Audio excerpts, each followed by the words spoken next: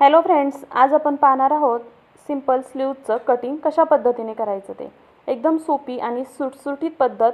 Video शेवटपर्यंत पहा आणि आवडल्यास लाईक, शेअर, कमेंट जरूर करा. आता मी इथे फोल्डेड बाजू अशा पद्धतीने ठेवून घेतलेले आहे स्लीव्हज कटिंगसाठी आणि फोल्ड बाजूकडून आपण स्लीव्हची उंची माप टाकून घेऊयात. आता मला तयार स्लीव्हज हवी आहे 5.5 इंचाची. तर मी 5.5 इंच प्लस त्यामध्ये अर्धा इंच शिलाई मार्जिन ॲड करणार, कारण आपण स्लीव्हज जोडताना क्वार्टर इंच जातं आणि खाली स्लीव्हजला अस्तर जोडताना अर्धा इंच जातं, कारण ही स्लीव्हज अस्तरची आहे. तुम्ही जर बिना अस्तरची स्लीव्हज कटिंग करणार आहात तर त्यामध्ये हे अर्धा इंच प्लस अजून दुमडण्यासाठी 1 इंच शिलाई मार्जिन ॲड करू शकता. आता मी टोटल स्लीव्हची उंची टाकून घेते. तर मी 6 इंचावर अगोदर मार्किंग करून घेते टोटल, कारण 5.5 इंच आणि अर्धा इंच टोटल 6 इंच होतं आणि ही लाईन सरळ आधी ड्रॉ करून घेते. आता लाईन आखून झाल्यानंतर खालच्या बाजूनही अर्धा इंच शिलाई मार्जिनचं मार्किंग करून घेणार आहे. पाहू शकता इथे अर्धा इंचाचं खालचं शिलाई मार्जिन घेत आहे. आणि जर बिना अस्तरची स्लीव्ज असेल तर तुम्ही खालच्या बाजूने ऑलरेडी 1.5 इंच सोडायचं आणि 1.5 इंचापासून वरती तुम्हाला जेवढी तयार स्लीव्ज हवी आहे तेवढी उंची तुम्ही टाकू शकता. आता इथे मी खाली अर्धा इंच शिलाई मार्जिन सोडलेलं आहे, ते मी इथे लिहून घेते. पाहू शकता आता हे मार्जिन टाकून झाल्यानंतर आपण उंची टाकून झाली आहे. आता आपण इथे बाहीची घडी किती घ्यायची हे पाहूयात. तर बाहीची घडी घेताना आपण ब्लाऊजच्या चेस्ट साईजवरूनच बाहीची घडी घेणार आहोत. तर ती कशा पद्धतीने घ्यायची आपण हे पाहूयात. आता मी इथे ब्लाऊजचंच पेपर पॅटर्न कटिंग करून ठेवलेलं आहे. ही पेपर पॅटर्न आहे 34 इंच चेस्टचं. तर 34चा चौथा भाग होतो 8.5 इंच. तर टोटल आपण 8.5 इंच प्लस 1.5 इंच शिलाई मार्जिन इथे घेणार आहोत. तर आता हे पाहू शकता तुम्ही 8.5 इंच चेस्ट साईज आणि मी इथे 1.5 इंच शिलाई मार्जिन घेतलेले आहे.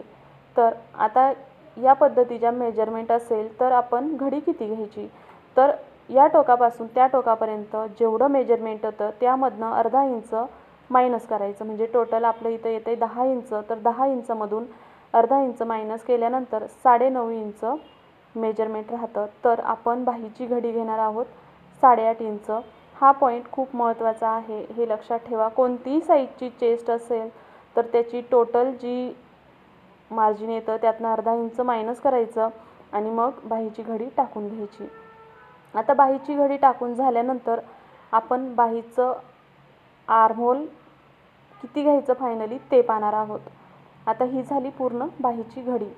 तर आता आर्महोल घेताना आपण जेवढं बाहीचं घडीचं माप घेतलेलं आहे त्यामध्ये पुन्हा अर्धा इंच ॲड करायचं. म्हणजेच आता ही जी काही टोटल आपण ही जी लेंथ घेतलेली आहे टोटल येतं आहे 10 इंच. तर 10 इंचाचीच आपण आर्महोल टाकणार आहोत. तर आर्महोल टाकताना आपण जिथं मार्किंग केलेलं आहे त्या मार्किंगपासून 10 इंच कुठपर्यंत येतं आहे अशा पद्धतीने तिरकं स्टेप ठेवायचा आहे. जिथे तुमचं 10 इंच येतं आहे तिथे एक मार्किंग करून घ्यायचं आहे. हा झाला आपला परफेक्ट आर्महोलचा घेर. आणि आता इथपासून आपण तिरकस लाईन ड्रॉ करून घ्यायची आहे. त्यापूर्वी आपण ही सरळ लाईन आखून घेते आणि या सरळ लाईननुसारच मी तुम्हाला आता मार्किंग करण्याचं सांगते. ह्या छोट्या छोट्या टिप्स आहेत त्या व्यवस्थित लक्ष देऊन ऐका, म्हणजे नवीन माझ्या मैत्रिणींना पण इझी कोणत्याही साईजची चेस्ट असेल तर त्या साईजच्या चेस्टच्या मेजरमेंटनुसार तुम्हाला परफेक्ट स्लीव्ज कटिंग करता येईल आणि कमी जास्त होणार नाही.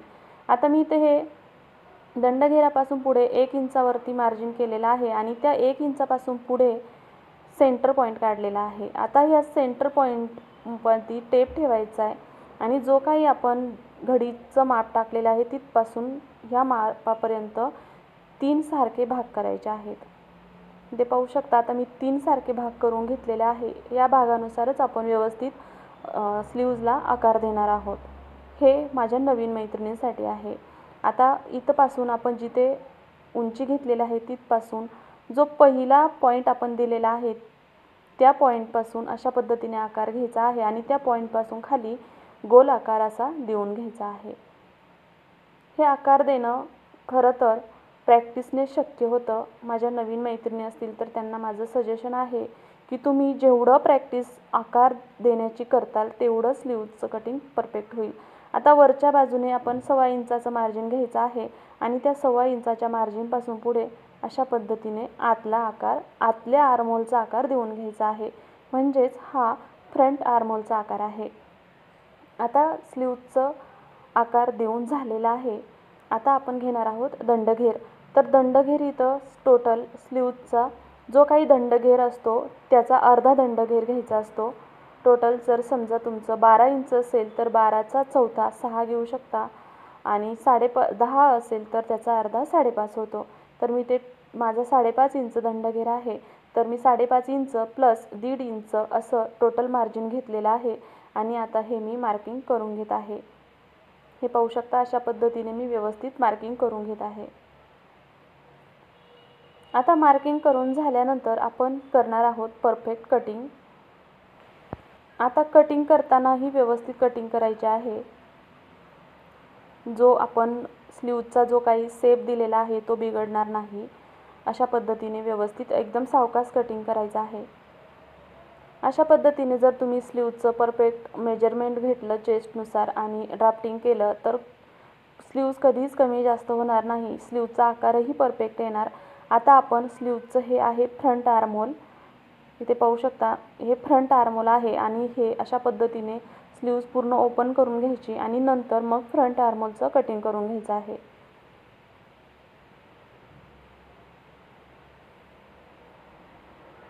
पाहू शकता, इथे फ्रंट आर्महोल पण कटिंग करून झालेला आहे आणि किती परफेक्ट अशी स्लीव्जचं कटिंग झालेलं आहे. अशा पद्धतीने तुम्ही परफेक्ट स्लीव्जचं कटिंग करू शकता. हा व्हिडिओ जर तुम्हाला आवडला असेल तर कमेंट करून अवश्य सांगा की तुम्हाला ही स्लीव्ज कटिंग करण्याची पद्धत कशी वाटली ते.